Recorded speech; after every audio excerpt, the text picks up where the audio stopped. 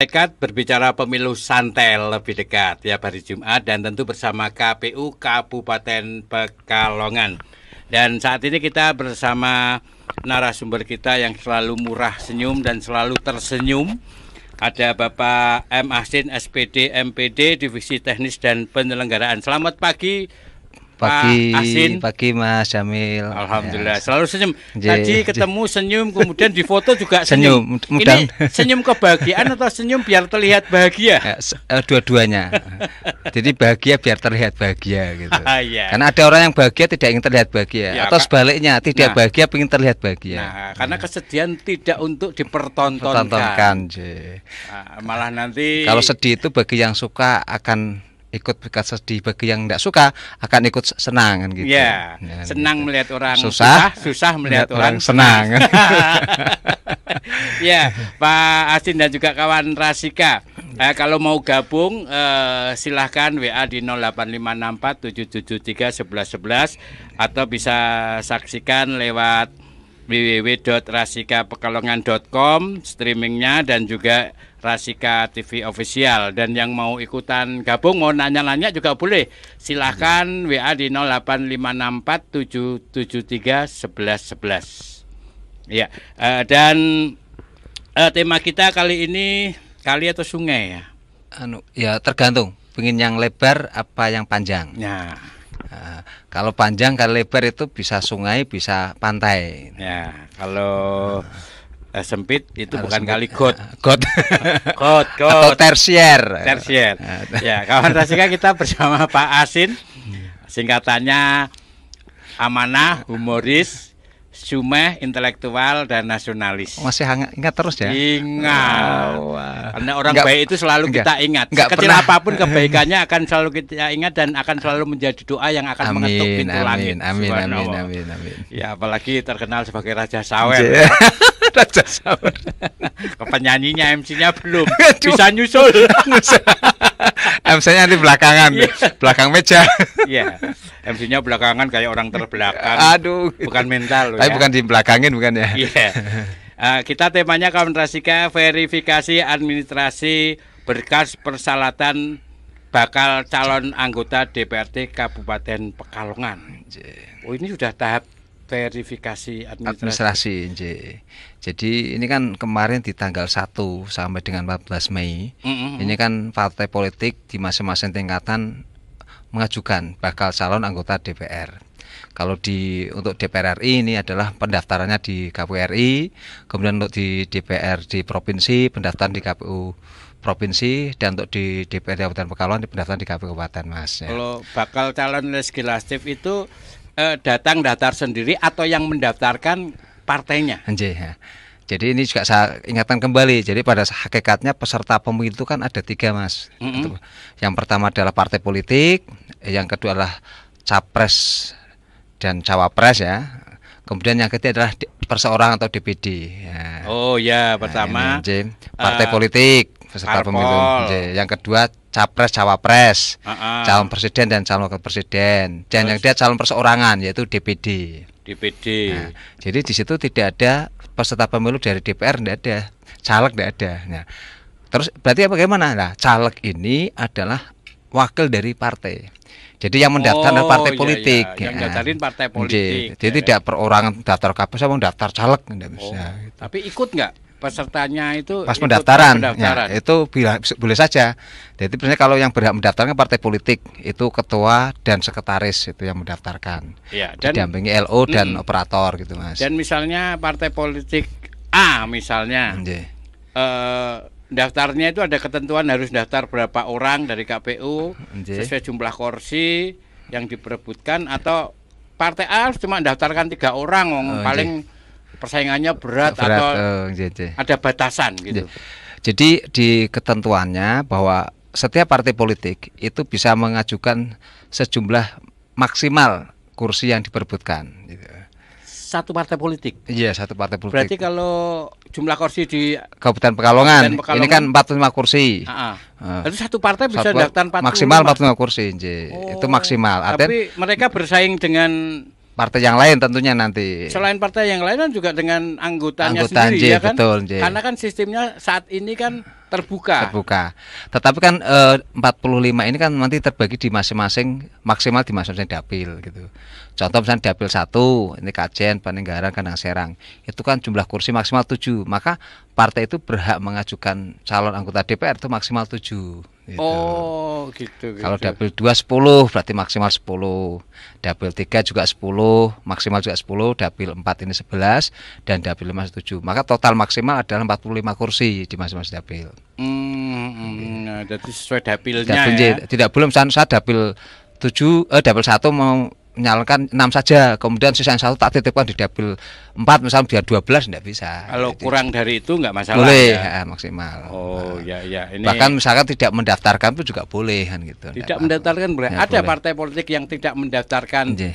bacaleknya. Kayaknya saya pernah dengar itu Nggih. ada dari partai politik baru. Di Kabupaten Pekalongan itu kan ada 18 pimpinan partai politik. Nah, dari 18 ini hanya 17 yang mendaftarkan. Ada satu partai yang tidak mendaftarkan bakal calon anggota DPR di Kabupaten Pekalongan. Karena telat atau karena memang karena ya itu internal di partainya mungkin atau kepengurusan dan sebagainya sehingga tidak mendaftarkan gitu. Tapi mereka punya perwakilan di daerah tersebut partainya ya. Sampai saat ini kepengurusannya di Fokum dan informasinya nanti masih diperbarui oleh di tingkat provinsinya RI. Ya, tapi udah telat ya. Otomatis tidak bisa mengajukan bakal calon ke DPR. Mengajukan. Tapi sebelum verifikasi ini persyaratan-persyaratan itu sebagai bacalek itu diantaranya apa sih sekilas saja? Jadi syarat menjadi calon anggota DPR itu DPR kabupaten, provinsi sampai RI, dan yang pertama berusia 21 tahun itu. Syarat minimal usianya 20 tahun. Oh, bukan 17 tahun bukan kayak 17. Orang. Kalau 17 itu pemilih, kalau pemilih ya 17 tahun. Tapi kalau untuk caleg ini minimal 21 tahun. Sudah menikah gitu. Kalau menikah itu bukan jadi syarat kan gitu. Pokoknya usianya minimal 21 tahun. Minimal 21 tahun. Sudah menikah boleh, jomblo juga boleh, Mas. Itu syarat pertama. Kemudian yang kedua warga negara Indonesia WNI. Nah, WNI ini artinya misalkan mau mencalonkan keturunan atau ketiduran? Ya, kalau ketiduran. Keturunan ketiduran. Kalau sudah menjadi WNI boleh, yang penting warga negara Indonesia. Oh, KTP-nya. Contoh WNI. Misalkan Mas Jamil itu keturunan Kamerun misalkan. Ya, aja. Nigeria. Kemudian sekarang dinaturalisasi masuk ke Indonesia, sudah warga negara Indonesia, KTP-nya ya otomatis bisa kalau sudah menjadi WNI kan gitu. WNI. Ya. Itu syarat yang pertama. Yang kedua, yang ketiga berikutnya adalah tidak pernah menjalani pidana dalam pidana. Jadi sudah bebas. Kalau tidak dalam masa tahanan baik tahanan kota maupun tahanan kota atau misalnya masih dalam lembaga masyarakat ya boleh. Kalau nggak saya pernah dengar itu misalnya nggak boleh mencalonkan diri lagi kalau hukumannya lebih dari 5 tahun. Itu ada juga kalau ya? Kalau seorang itu pernah dipidana, ya, kemudian karena ancaman hukumannya itu 5 tahun ya, atau lebih, maka dia tidak bisa mengajukan sebagai calon anggota DPR kecuali dia sudah keluar bebas murni menunggu masa iddah 5 tahun. Jadi masa jedanya 5 tahun. Kalau dia sudah lepas itu sudah lebih dari 5 tahun maka menyalek boleh. Ini kawan Rasika. Kadang kan kawan Rasika mungkin kalau di media sosial, media mainstream ada yang itu kok nyalon katanya itu kan pernah dihukum 5 tahun. Tapi ternyata diperbolehkan setelah menjalani masa iddah 5 tahun. Masa jeda 5 tahun. Itu berdasarkan putusan Mahkamah Konstitusi seperti itu, Mas. Kalau di bawah 5 tahun? Kalau di bawah 5 tahun itu berarti kalau sudah menjalani sudah bebas itu berlaku seperti umum. Berlaku seperti umum. Artinya boleh mendaftar. Berarti mantan narapidana itu boleh diperbolehkan punya hak untuk mencalonkan kembali. Ya. Karena kalau kami sesuai dengan isinya bahwa manusia itu kan berhak untuk ikut kan, selagi dia itu sudah bebas murni dan punya hak untuk memperbaiki dan sebagainya. Punya hak atau berhak itu ya. Dipilih dan memilih ya. Berarti wanita lah yang selama dia tidak dicabut hak pilihnya kan begitu. Hak dipilih dan memilih. Tak pikir hak itu hak yang berat tinggi. Ya, ini kawan Rasika, kalau kita lah ikutin terus ngobras berpalekat berbicara pemilu santai lebih dekat, kita akan tahu. Tadinya mungkin enggak serba enggak jelas, tapi kalau kita ikutin terus ngobras Berpalekat tiap hari Jumat bersama KPU Kabupaten Pekalongan. Banyak informasi yang kita dapatkan sehingga kita misalnya mengomentari lagi ngobrol atau mengunggah sesuatu di media itu kita harus tahu, jangan sekedar informasi yang nggak jelas. Makanya gabung di Ngobras Berpalekat bersama KPU Kabupaten Pekalongan. Terus apa lagi? Terus di samping itu Mas ya, yang kedua juga yang tidak kalah penting adalah dia terdaftar sebagai pemilih. Oh, terdaftar sebagai pemilih. Oh, syarat itu. Syarat. Kalau tidak jadi pemilih tidak bisa nyalek gitu. Kok ternyata misalnya mau nyalek kok belum terdaftar, ya segera beri masukan ke PPS, ke PPK, ke KPU biar didaftar sebagai pemilih. Tidak harus terdaftar pemilih di Kabupaten Pekalongan. Misalnya saya menyalek Kabupaten Pekalongan, tidak harus ada daftar Pekalongan. Terdaftar pemilih di Riau pun, di manapun boleh seperti terdaftar sebagai pemilih di Indonesia. Itu sama kalau kayak SKCK gitu juga. Kalau SKCK itu narkoba. Pengantar itu nanti saat berikutnya juga ada bebas narkoba juga ada. Jadi syarat keterangan sehat jasmani dan rohani Mas. Dan bebas narkoba itu juga syarat-syaratnya. Iya, itu syaratnya. Jangan sampai jasmaninya sehat, rohaninya tidak. Ya, gitu. Atau sebaliknya, rohaninya sehat tapi jasmaninya sakit-sakitan misalnya. Ya. Jadi ada syarat itu juga Mas. Ya, juga bebas nafsa. Tes isi dompet karena isi dompet berpengaruh pada kesehatan mental dan spiritual. Iya, spiritual ya. Karena kalau kanker itu bisa berakibat kemana-mana. Kanker. Iya, kantong kering. Oh, kanker kan kantong kering. Kantong telepon berarti kering. Iya, kawan Rasika. Syarat lagi kayaknya syaratnya untuk jadi bacalek itu enggak terlalu rumit. Hampir semua orang bisa ngikutin. BNI otomatis kita, kemudian usia 21 tahun, kemudian terdaftar sebagai pemilih, otomatis tidak pernah terpidana misalnya itu bebas tadi jasmani, rohani, narkoba. Juga yang penting lagi Mas, juga terdaftar sebagai anggota partai. Terdaftar anggota partai itu harus itu. Iya, kan nggak ada perseorangan nyalon. Kalau bukan anggota partai tidak boleh nyala. Terus nyun sewu nih Mas. Kan tadi usia 21 tahun, jenis kelamin bebas. Yang masih ngambang, yang masih ngambang kan apa di KTP-nya bunyinya apa itu ada status hai gitu, Pak. Oh, enggak ada ya. Statusnya kan laki-laki perempuan ya. Laki-laki perempuan. Kan kadang begitu itu kalau pagi misalnya siapa, malamnya siapa kan itu. Tapi kan KTP-nya kan L atau P. KTP-nya panggilannya misalnya ya KTP-nya Jamil. Malamnya Jamilan aja, tapi tetap KTP-nya laki-laki atau perempuan. Tangan saya malah keriting. Jadinya jadi tulang lunak. Iya. Kayak habis di Presto ya. Iya, di Presto. Ya, kawan sekali lagi kalau mau gabung bisa nanya-nanya di WA 08564773111. Tetap di Ngobras, ngobrol asik di Rasika. Rasika FM.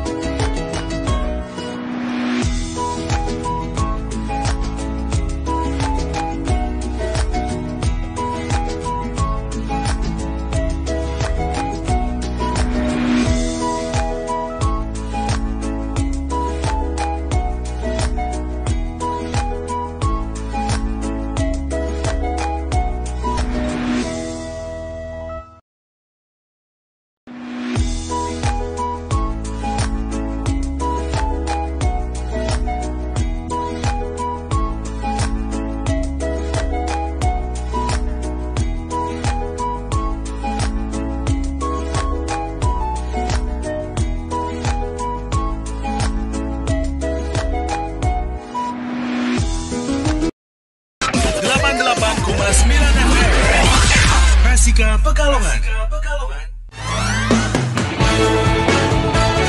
Inilah Ngobras di Rasika.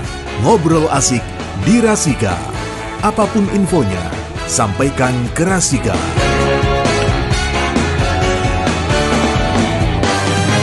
Ngobras berpalekat, berbicara pemilu santai lebih dekat bersama KPU Kabupaten Pekalongan. Bisa kita saksikan lewat live streaming www.rasika.pekalongan dan juga bisa saksikan lewat Rasika TV official YouTube-nya. Dan yang mau nanya-nanya juga boleh ya kawan Rasika, sekali lagi WA di 08547731111. Masih bersama Pak Asin dan saya Jamil Imut, ikatan menantu tuakwa, takut sama mertua. Imut Ya. Bukan ireng kelumut, bukan ya? Ireng kelumut, ireng mangka ya.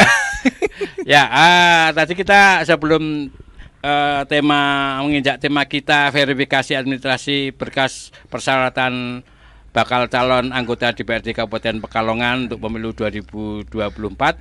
Tadi kan syaratnya dulu ya. Syaratnya tadi WNI 21 tahun.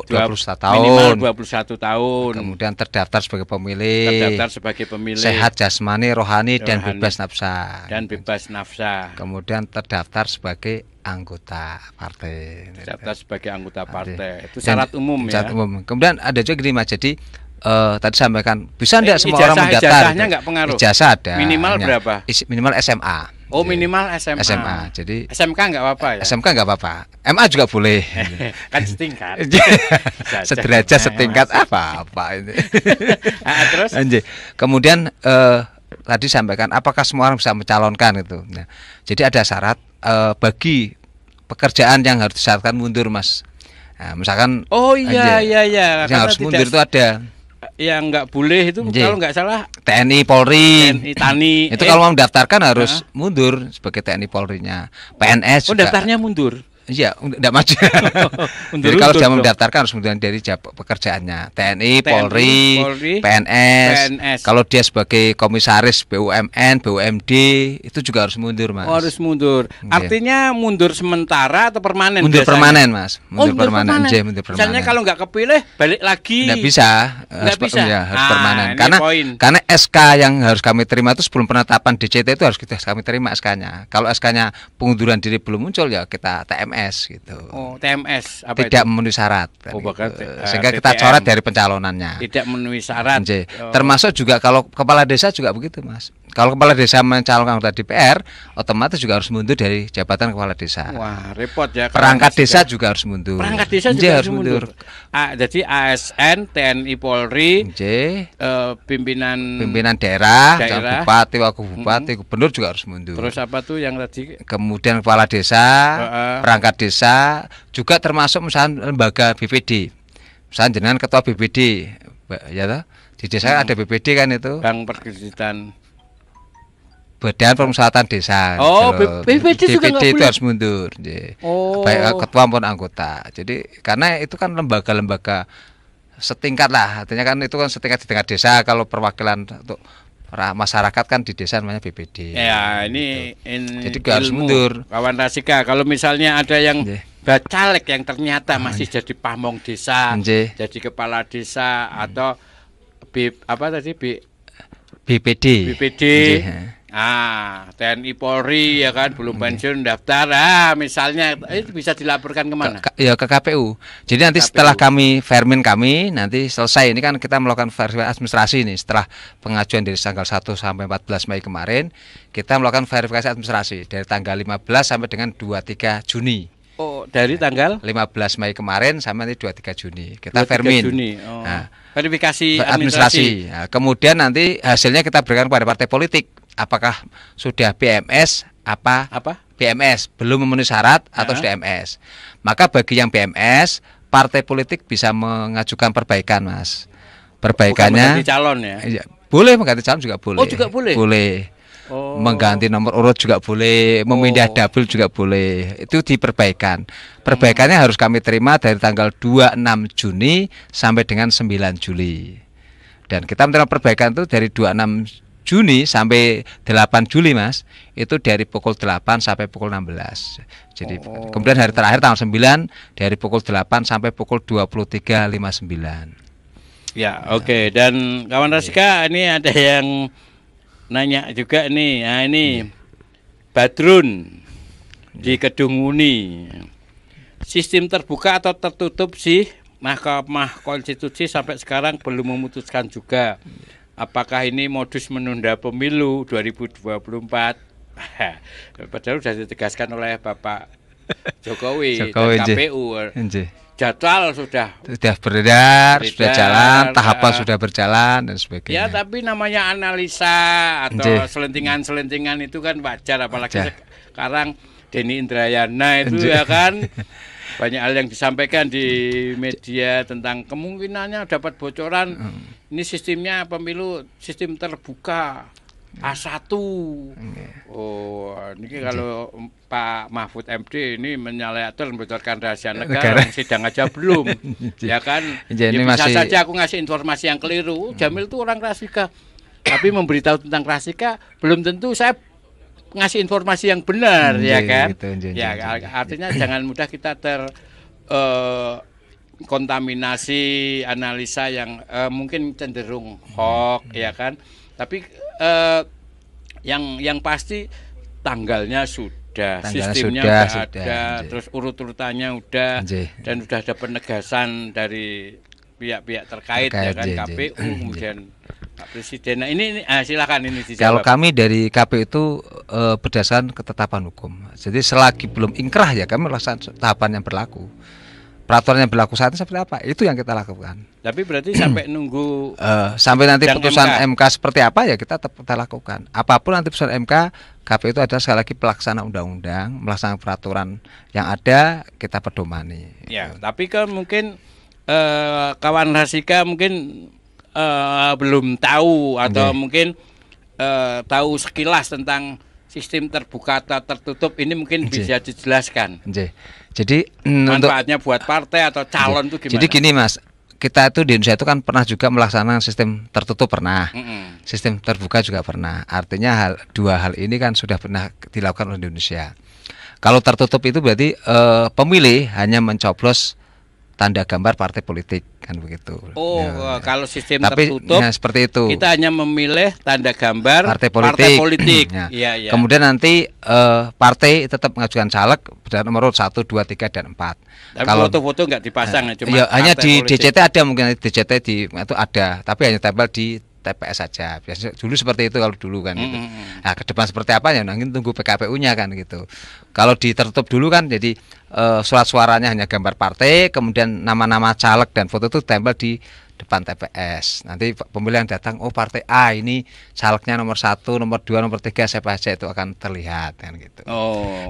Dan itu nanti tapi gambar pencoblosannya partai saja. Ya. Jadi nanti kalau partai itu mendapatkan misalkan aja 2 kursi, maka siapa yang jadi berarti caleg nomor urut 1 dan nomor 2 kan gitu. Nah, gitu. Oh gitu itu kalau tertutup. Nah, kalau terbuka. Tapi kemarin waktu sistem tertutup tuh nyoblosnya di tempat terbuka kok. Enggak ditutupi ya? Enggak ditutup di gedung. Pakai beda ya? Bukan. Kalau itu tempatnya TPS. Tempatnya beda. Sistemnya Kadang orang nggak tahu. Oh, sistem terbuka nyoblosnya aja asas terbuka luber. Ini kayak dulu kalau saya masih kecil ingat ada sekolah SMP terbuka berarti tentang lapangan sekolah kan gitu. Kuliah terbuka. Nah, kuliah terbuka berarti kuliah yang lapangan. Panas piye dan piye ya kan. Ya. Sistem tertutup diantaranya itu nyoblos partai kemudian juga nanti daftar caleg itu ditempelkan di DPS. Kita hanya tahu nama caleg tapi nyoblosnya partai. Kertas coblosan itu hanya partai, kan? Tapi kita bisa mengetahui tempat TPS partai ini nomor urut sekian. Ya berarti paling enak ya urut nomor 1 ya kan. Kalau otomatis jadi itu. Tergantung suaranya kan? Partai itu dapat 1 kursi apa enggak kan gitu kalau tertutup. Itu berarti dirangkum dari semua suara partai ya. Oh iya suara partai atau dibagi kursinya kursi itu ya. Apakah dia berapa dapat suaranya kemudian membagi kursi dia dapat berapa kursi kan gitu. Ya, kalau tertutup. Ya. Nah, kalau terbuka seperti pemilu tahun 2014 2014, Itu 2019 kalau gitu. terbuka. Kan di pemilu 2014, 2019 juga begitu. Artinya kalau terbuka ini partai politik ini mencoblos, bisa nyoblos partai, bisa nyoblos caleg kan gitu. Kalau Calon anggota legislatif dari DPR. Terbuka bisa milih. Nah, di surat suara itu ada partai dan ada nama-nama caleg. Oh gitu. iya iya iya. Biasanya surat suara seperti itu kalau terbuka. Biasanya caleg-calegnya itu yang jadi tokoh, artis yang mudah dikenal sehingga bisa meraup banyak suara. Nah, dan itu nggak berdasarkan nomor urut nah ya, itu iya berdasarkan ya. Kalau sistem terbuka, misalkan Mas Jamil ini daftar, misalnya Mas Jamil mendapat suara 100 misalkan. Saya juga daftar caleg, kemudian saya dapat 50 misalkan. Kemudian setelah dihitung di pembagian kursi, ternyata partai kita itu dapat 1 kursi misalnya. Maka yang jadi berarti Mas Jamil karena dapat 1 suara. Meskipun saya 50. Enggak, karena jangan 1 suara walaupun saya nomor 1, jangan nomor 5 misalkan.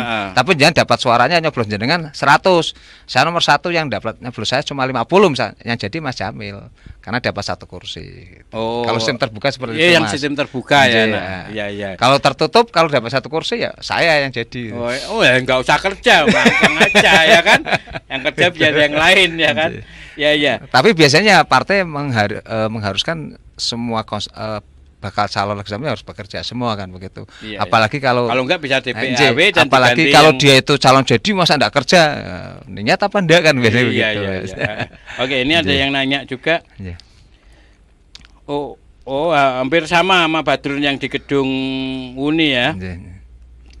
Kalau yang Badrun itu ada kecenderungan apakah sistem terbuka tertutup ini belum jelas, belum diputuskan. Apakah ini bagian dari modus menunda pemilu 2024? Nah, gimana?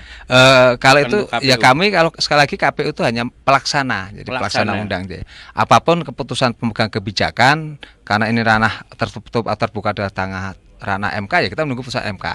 Yang jelas kami tetap melaksanakan sesuai dengan peraturan sudah ada, kita laksanakan tahapan dan jalan. Yang kan sistemnya udah terbuka. Ini yang ngajukan mau tertutup ini perorangan atau partai yang boleh berhak ada beberapa perorangan boleh saja. Perorangan boleh.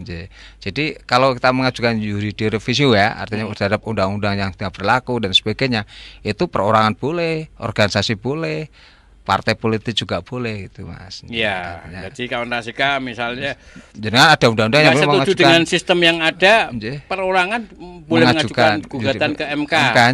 Ya. Oke, terus ini dari Indra di Siwalan. B-nya jatuh.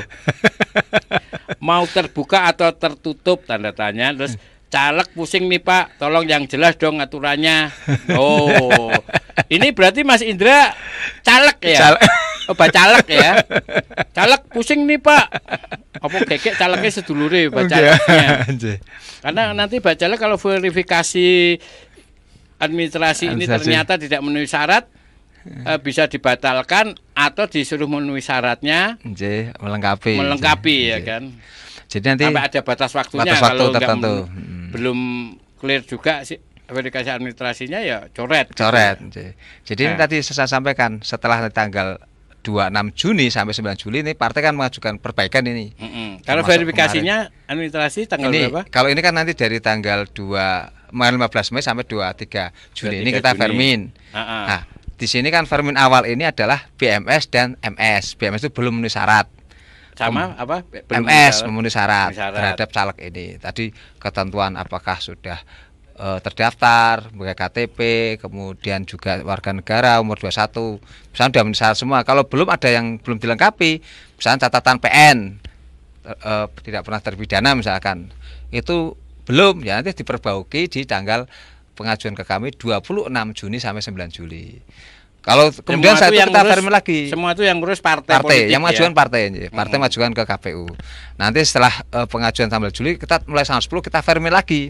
Nah, vermi akhir ini tidak BMS MS tapi TMS MS. Kalau yang TMS tidak bisa diperbaiki Mas. Sudah selesai final. Berarti kalau TMS kita coret, berarti dia gagal sebagai caleg, tidak memenuhi syarat. Tidak memenuhi syarat. Contoh misalnya jenengan tadinya tidak terdaftar sebagai pemilih misalkan, bar perbaikan kok orang memenuhi lagi, ya kita coret dari calegnya gitu. Oh iya. Dan itu nanti tidak bisa diperbaiki lagi oleh partai. Oh, nggak bisa. Nggih. Seperti apa tadi? Antara misalnya umurnya minimal 21, 21, saya baru 19. 19 nggih. Oh, nggak boleh. Nggak boleh. Otomatis coret Nggih, coret. Kok ora diganti-ganti ya kita coret. Kalau diganti boleh kan gitu. Oh, diganti boleh. Ganti orang. Ganti orang. Nggih. Oh. Yang kurang 21 misalnya umur 19 sih ganti orang, berarti yang umurnya 21. Kalau tidak diganti ya kita coret orang itu. Oh, ya ya. Itu Mas. kalau sudah nanti Vermin di tahap akhir setelah perbaikan. Kemudian nanti kita akan lakukan pencermatan DCS sampai nanti tanggal 3 Oktober DCS, daftar calon sementara. sementara. Oke, kita cermati, kita sama masyarakat. Nah, jadi nanti di kita pengumuman DCS ini kami sangat mengharapkan peran serta masyarakat, Mas. Tadi sampaikan jenengan kalau ada tetangganya, oh lo kayak masuk kepala desa kok nyalon, apakah sudah mundur atau belum? Silakan mereka tambahkan ke KPU. Ini pamong. Pamong, Ji. Nggak boleh nih masih pamong kok sudah nyalon. mundur apa belum? Nah, Nah. kita nanti tanya KPU memberikan masukan. Lapornya kemana itu? Ke KPU Kabupaten Pekalongan. Pekalongan. Bisa ngelapor langsung atau lewat Bisa lewat apa email bisa. pengaduannya? Email juga bisa. Email ke KPU bisa, langsung bisa. Email KPU-nya? Email KPU-nya ada itu di Di KPU.go.id, sudah ada di meja, sudah Iya, ada. Nasika kalau mengadukan bisa Nggih. jangan ke kantor polisi, Nggih, nggak ada nggih. kaitannya ya. Nggih. Jadi administrasi nggak terpenuhi, syarat-syarat yang nggak terpenuhi dilanggar, kawan Rasika bisa melaporkan ini ke KPU langsung atau pakai data yang lengkap ya, Nggih, otomatis. lengkap, nggih. Kemudian juga Dan pelapor itu identitas harus memunculkan diri, jangan pakai surat kaleng, Mas. oh jangan pakai surat Dan kaleng. nanti- Mak, nulisnya repot dong, Bang. Surat kaleng. Surat kan kaleng. kertas. Iya, surat kaleng itu surat di kaleng apa, Mas? Apa kalengnya di surat? Iya, kawan Rasika. Tadi sekali lagi kalau Anda melihat indikasi yang tidak benar atau kecurangan yang dilakukan oleh Bacalek, wong masih sebagai ASN, Nggih, TNI, Polri, kepala desa, Pamong, perangkat desa, nggih, Pamong, nggih. kepala BUMN, BUMN, BUMD, nggih. ternyata kok terus BPD, BPD, nggih. ternyata kok nyalon itu nggak boleh.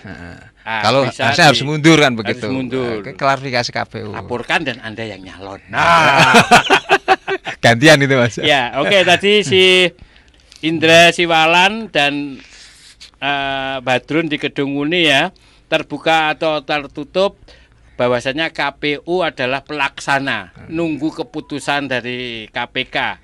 KPK MK. MK. Mahkamah Konstitusi.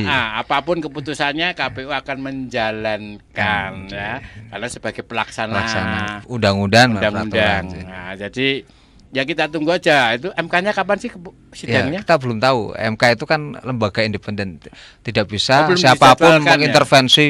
Harus sidang segera, tidak bisa. Oh Gitu, ya, kalau nggak sidangnya nggak ada ya seperti semula. Kalaupun ada, ya nanti tergantung Keputusan seperti apa aja, ya. betul. Ya kita sebagai warga negara ya Patuhi hukum. patuhi hukum, mudah-mudahan berjalan dengan lancar, nggak ada penundaan Aman, pemilu amin, karena nggak ada amin, indikasi ke arah itu. Seperti Pak Presiden Jokowi ya. Anggaran sudah Dan digelontorkan, anggaran sudah sudah siap, digelontorkan, persiapan semuanya sudah siap, ya kan? badan negara sudah siap. Ya, oke, kawan Rasika, nanti kita lanjutin. Ini obrolan menarik. Kalau sama Pak As ini luar biasa, amanah, humoris, ya kan, sumeh, Masih ingat coba. intelektual dan nasionalis. Wes, Kelingan terus saya. Enggak terasa ya. Tiba-tiba kita harus break sejenak. Nanti kita lanjutin lagi di Ngobras Berpalekat, berbicara pemilu santai lebih dekat. Rasika FM.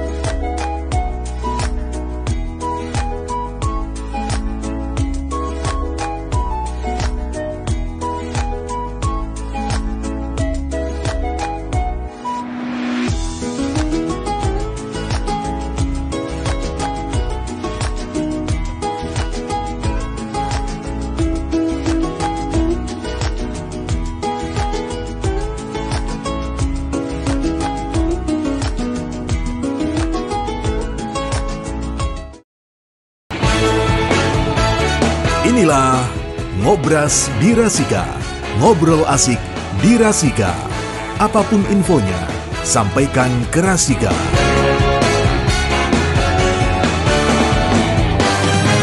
Ya, apapun infonya sampaikan ke Rasika.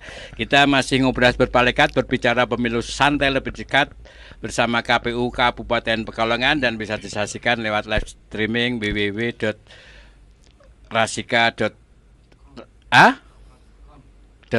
ya. Bukan ngedot kan ya. Dan juga YouTube Rasika TV Official.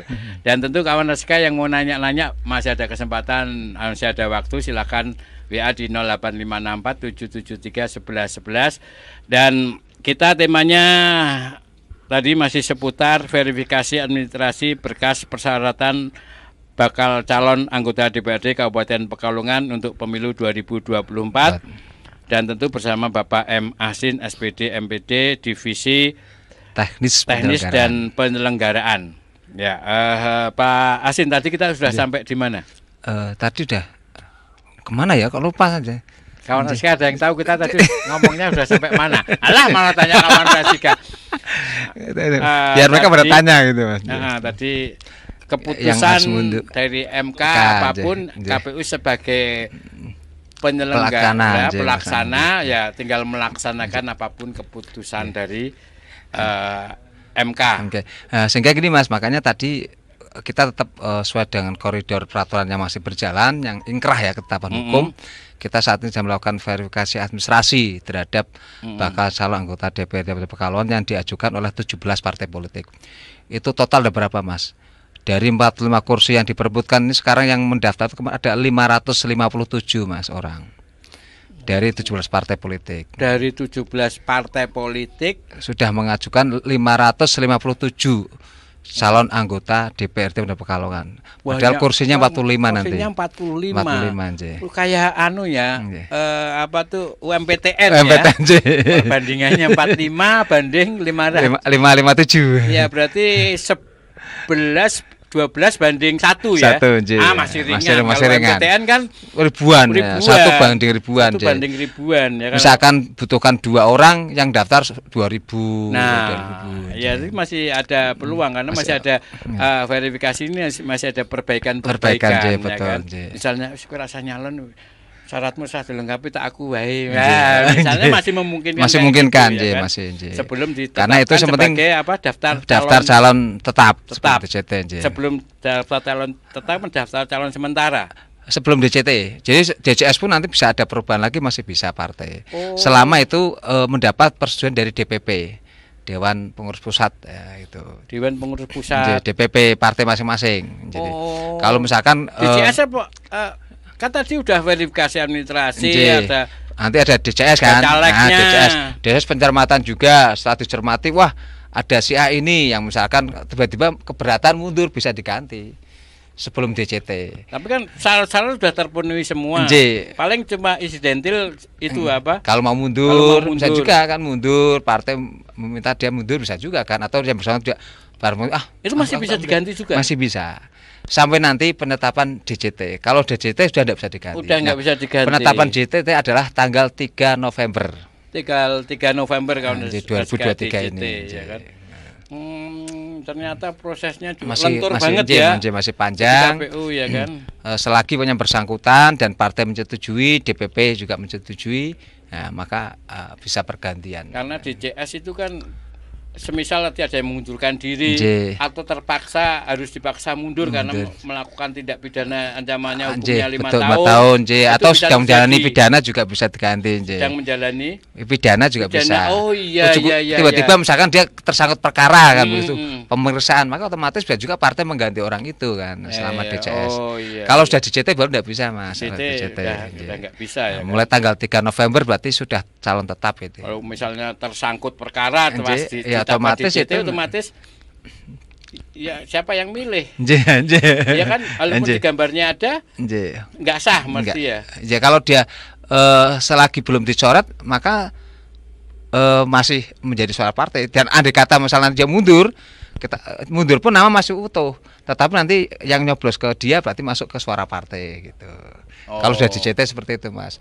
Misalnya Mas Jamil masuk DCT ini, tiba-tiba karena kehendak saya tak mundur lah, buat surat pengunduran diri ke partai diajukan ke KPU, maka KPU akan mengumumkan bahwa Jamil suka-suka setelah mengundurkan diri dari caleg misalkan nomor 2 misalkan seperti itu. Jangan daftar nomor 2 itu mundurkan diri. Nanti misalkan ada orang yang nyobloskan jenengan, ya masuknya ke suara partai. Tidak dihitung suara Mas Jamil itu. Oh, karena memang sistem terbuka itu milih partai boleh atau milih caleg boleh. Milih caleg boleh. Oh, iya. Kalau nyoblos berarti ada 2 suara kita ya? Enggak, 1. Suara untuk kalau nyoblos partai dan caleg dihitung di caleg. Kalau nyoblos caleg dihitung di caleg. Jadi tidak dihitung di partainya. Kalau nyoblos apa? Kalau nyoblos partai dan caleg dihitung di caleg. Nama caleg yang bersangkutan. Kalau nyoblosnya di caleg dicoles di caleg. Kalau nyoblosnya partai ya di partai. Oh. Tidak nyoblos partai caleg, partai tulis, caleg tulis, nanti double dong, satu orang dihargai 2 suara. Tidak boleh. Iya. Karena SIM terbuka ya. Karena suaranya otomatis milik partai. Iya. Nanti digabungkan suara yang nyoblos partai dan nyoblos caleg digabung menjadi suara partai. Ya. Untuk mengkonversi menjadi kursi kan. Ini gitu. Pengetahuan lagi kawan rahasia. Saya juga baru dong. Untuk saya selalu dekat dengan teman-teman KPU, kemudian talkshow di Ngobras Berpaleka. Jadi oh ternyata kayaknya ada peluang saya nanti nyalon. Amin.